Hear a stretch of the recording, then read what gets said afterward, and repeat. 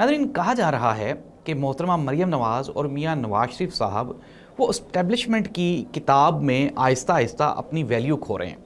तो फिर क्या पंजाब में हुकूमत बदलने वाली है या मरकज़ में हुकूमत बदलने वाली है? नाज़रीन, एक बहुत बड़ी बिल्ली है जो थैले से बाहर आई है और डिटेल्स इतनी ज़बरदस्त हैं कि आप एक मरतबा सुन के हैरान रह जाएंगे।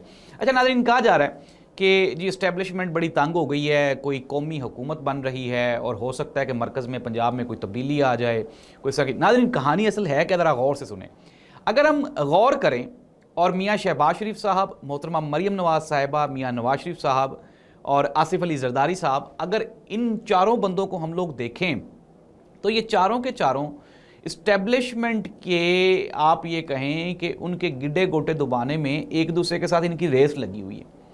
ये चारों ये चाहते हैं कि इस्टेब्लिशमेंट की गुड बुक में हमें होना चाहिए। ये चारों कभी भी इस्टेब्लिशमेंट की यस के आगे नो नहीं करते और इतने मुहद्दब, इतने प्यारे और इतने डिसेंट स्टूडेंट्स हर उस्ताद की ख्वाहिश होती है।